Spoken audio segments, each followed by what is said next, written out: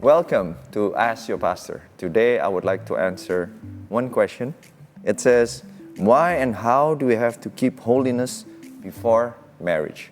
I believe that holiness here means about the sexual intimacy before marriage. That means this applies to people who are actually not married yet and they're having sex.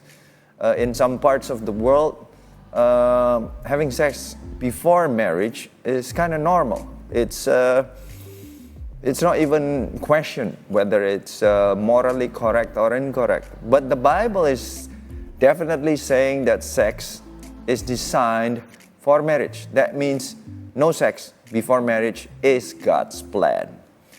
The reason is because it's about love. Some people who say that sex before marriage is kind of like a trial before the marriage. So you live together, you kind of try before marriage, you want to try out whatever you're doing, whether it's okay or not.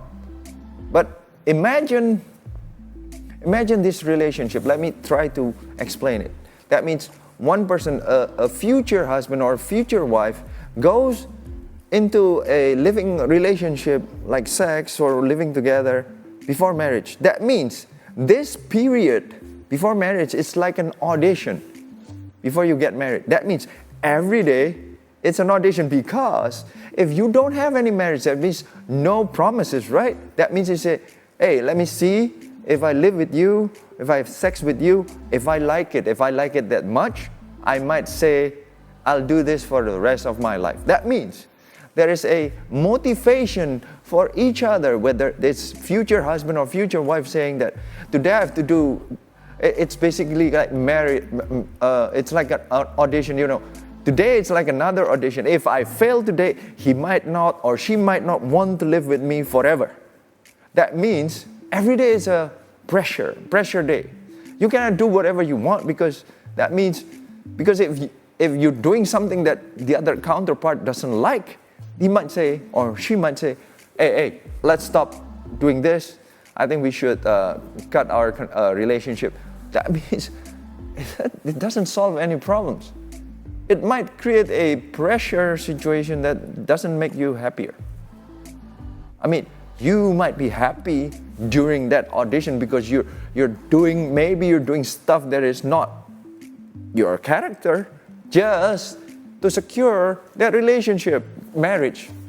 But then, after marriage, you relax, you're not auditioning anymore, and then the other counterpart says, hey, you don't look like what we've been doing before this marriage. And then, because of that expectation or that demand, the other part might be disappointed, and it creates an unhappy marriage. So in the end, sex before marriage doesn't solve a problem. It creates a lot of problems and creates a lot of pressure. Emotionally, it doesn't work, because marriage should be someone saying to the other, no matter how you perform, no matter what's going to happen, I accept you as you are, and I will stay with you in marriage till we die. That means it's an unconditional surrender, an unconditional promise.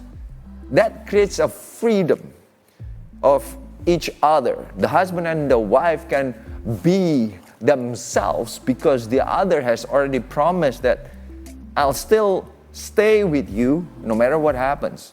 We'll do this together, including sex.